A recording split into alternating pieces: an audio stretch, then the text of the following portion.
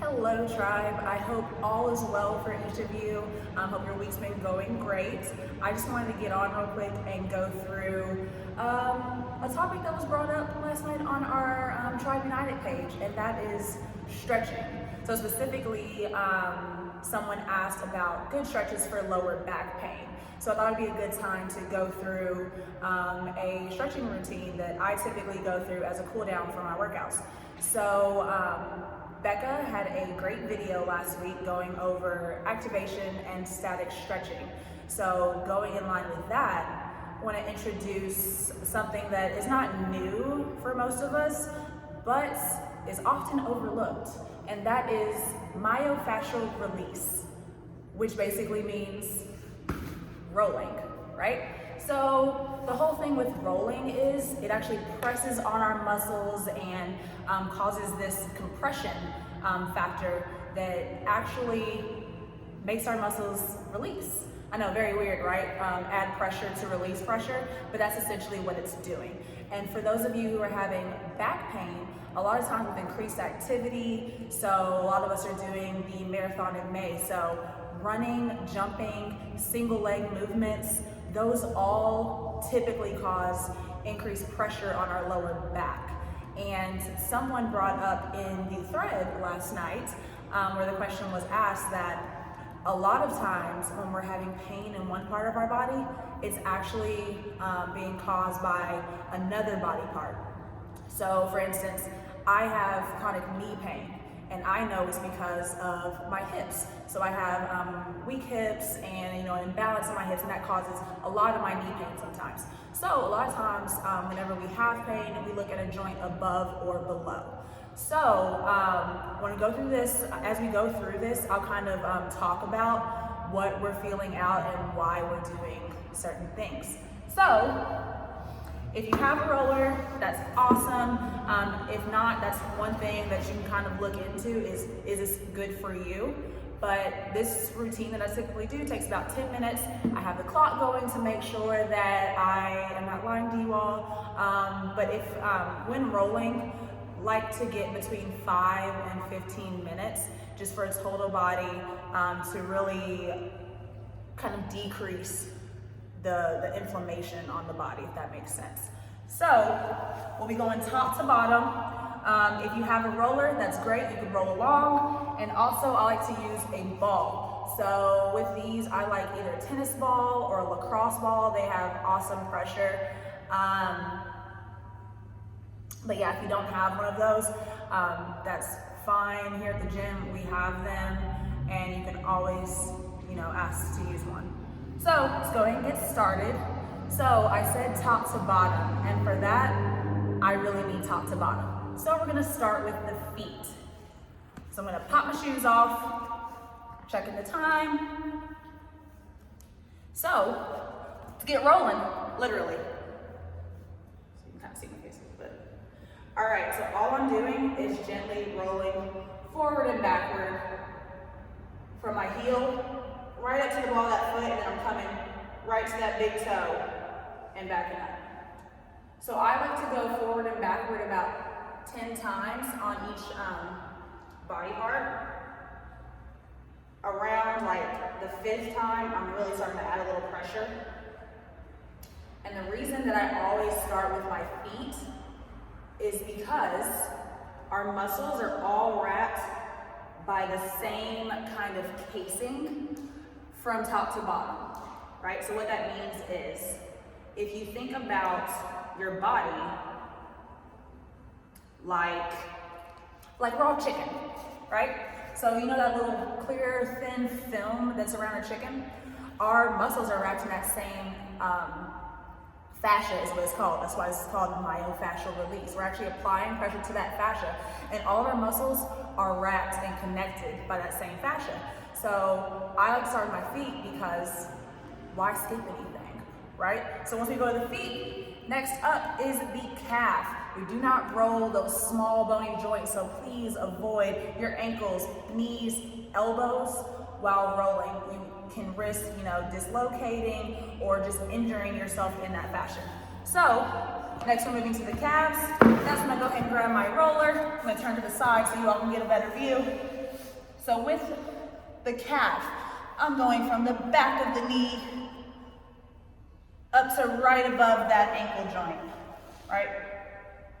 Now with rolling, the good thing about it is you can always adjust the pressure, right? So if this is already painful, that's fine. I can just be on both legs. If that's not enough pressure, all I gotta do is cross one leg over, and now I'm actually kind of pressing this top leg down the bottom leg and really kind of pressing on that muscle. Make sure as you do this, if you're hitting a spot that is super, super tight and it's actually painful, slow down, or just sit on that spot for like 3 to 5 seconds, then move around a little bit more, and then stop, right? We have to know the difference between pain versus discomfort. Discomfort, we can work through. Pain, we stop or modify. Once I finish with the calf, I'm gonna go to the hamstrings, the back of my thigh. So from here, I'm going from the bottom of that butt muscle to right above the back of the knee. Same concept as with the calf, right? So I can do pressure here, or for a little bit more, I can press straight down with this top leg and really roll that out. So 5 to 10 forward and back.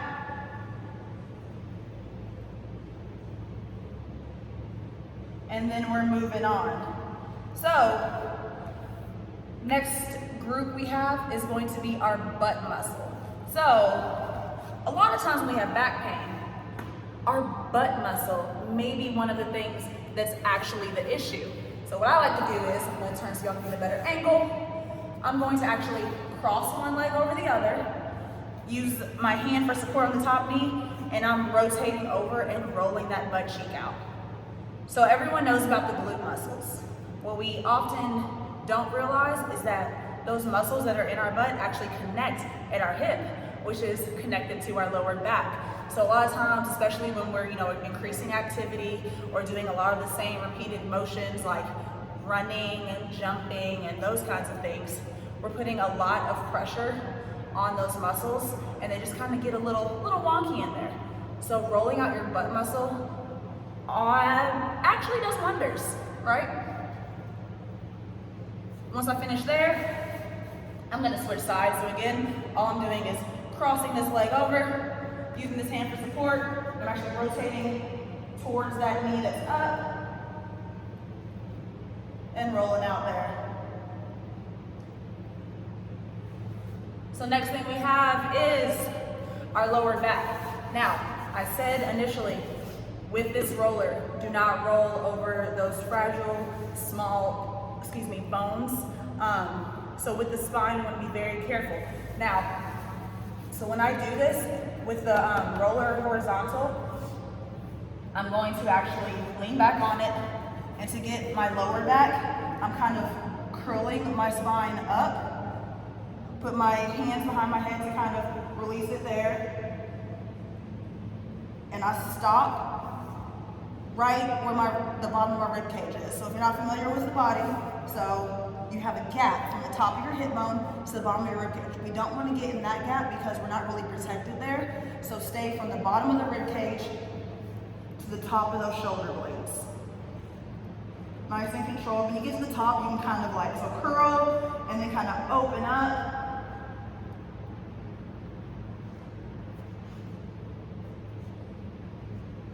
And if you bend your legs, you can kind of use your leg power to press yourself so you don't feel like you're getting as much of a workout trying to roll.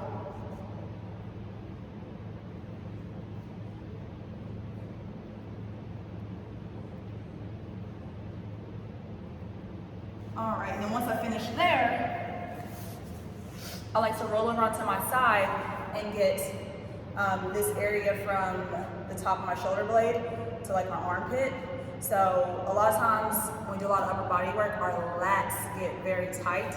So my thumb is gonna be pointed up. I'm gonna reach out, and all I'm doing is a gentle rock. I don't even have to raise my body off the ground to roll myself. My hips are on the ground, and I'm just gently rocking forward and backward.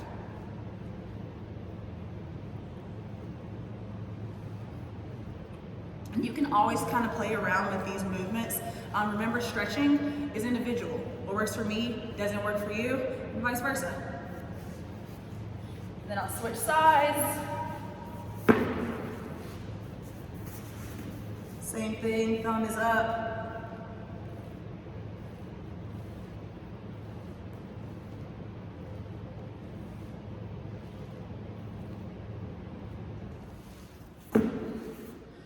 And last thing for this front side is going to be my IT band, my iliotibial band. So that actually runs from top of our hip down through to our knee, and it's this thick band that is also involved in a lot of those movements we talked about earlier. So to hit this one, what we do is, so I'm on my side, I'm gonna bring my top leg over to support myself while I'm rolling. So I'm on this roller, and I'm coming forward and back. Now I'm on my side.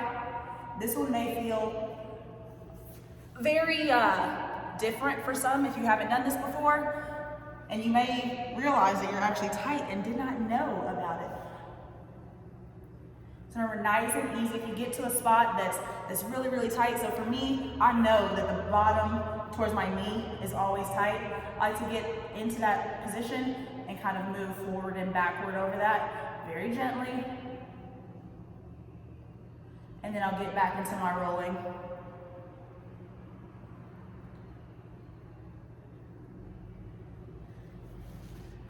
And then of course you'll hit the other side. So we're gonna go ahead and move over to the front. So what we haven't hit is our quads. So to do that, I'm actually going to be on top of the roller. So same thing we talked about earlier with the hamstrings. I'm rolling from top of the knee down to right in front of that hip. So stay away from actually hitting on the hip. I'm stopping right above.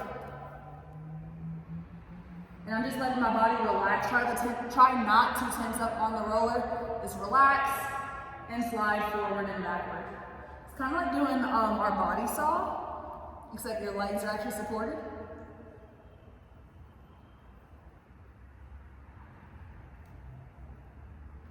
And the last thing I'm gonna do is my groin. Now this one is gonna look very weird, but we know that our groins kind of miss out on a little loving sometimes.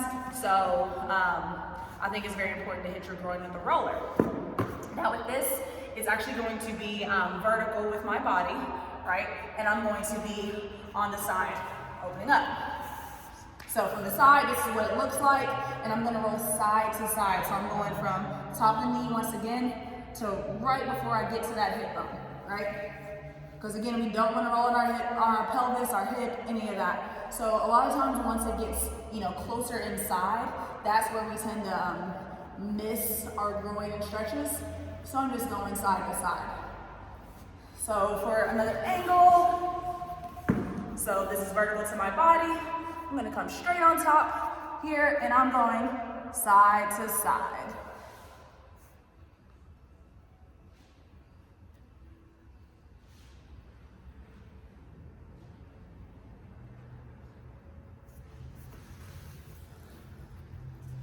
All right, now that is right at about 10 minutes. So, and that's even with instructions. So this is something you can easily implement into your routine, into your post-workout, and it's something that's very helpful for you, right? Another thing, I mentioned a lacrosse ball. So, for my people with lower back pain, this is a lovely thing, especially if you don't have anyone, at home to help you kind of roll out. What I like to do is actually use a lacrosse ball to apply that pressure. So, what I'll do is I'll take this ball, I'm gonna target my butt and my lower back. I'm gonna do this by actually taking the ball, putting it under my butt cheek. Yes, the ball is going to go under your butt cheek, okay? So, once I get there, I'm actually going to just gently move left to right, forward and back in a circle. So remember, we like to stay on meat and not bone whenever we're doing any of these techniques, right? And you'll be able to feel when you're in an undesirable spot. And remember, if you're on a spot that's like super, super sticky, it just feels like a big knot, kind of move around on that spot. If that is still too painful, stop. We'll try something else. So I'm still on that. And then relax. Now for the back portion. So we talked about how above the hip, there's a little space right before you get to that rib cage, right? So what I'm gonna do is I'm gonna lean back, I'm gonna roll to the side and gently put the ball in that space, right? I can control how much pressure I'm applying here. So I'm just gonna gently move side to side, pressing into that ball, making sure to stay away from anything that's super, super painful, but just lightly applying pressure to those affected areas. So I can hold in one spot and then release, and then I can kind of move that ball around just a little bit. Remember to stay off of being directly on the spine, right? We're actually gonna stay kind of in that gap right below the rib cage. Now, in this spot, we don't wanna move too crazy. I repeat, we do not want to move too crazy because you got to think about it. We're not protected by our rib cage there, so our organs are kind of exposed. So we just want to apply light pressure. But those are two techniques that I do to release lower back pain. And then for stretches that don't involve the roller, I am a huge, huge fan of the pretzel stretch and just the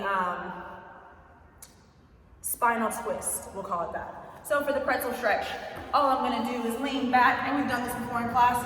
Before I lean back, I'm gonna actually take one leg, grab my foot, then I'm gonna lean back, right? And I'm just gonna take my top leg across my body. Now when I do this, I'm trying to keep my shoulders in contact with the ground, but my lower body is gonna be off the ground. Now when I do this, I should feel a twist in the lower back. If this is painful, release this foot and let that go down a little bit, and you can also bring this top leg down. So bringing your legs closer to straight is gonna release pressure off that lower back. So same thing, I'm doing my other leg. I'm gonna grab one ankle or foot, roll to the side, and try to keep both shoulders down on the floor. That's the pretzel stretch. And the last one is just a spinal twist. So all I'm doing is sitting down, crossing one leg over the other, be nice and tall, and think about looking over my shoulder behind me. Whenever we're doing stretching, we want to always focus on our posture, because why would I try to stretch and help my lower back and be all out of whack, right? Posture is important, and it often reminds us to just be in alignment in general. So I hope this was helpful. If you have any questions or need anything gone into more detail, feel free to comment on this video or just reach out. I hope everyone is having a good day and even better weekend. Enjoy this lovely weather, guys. Bye.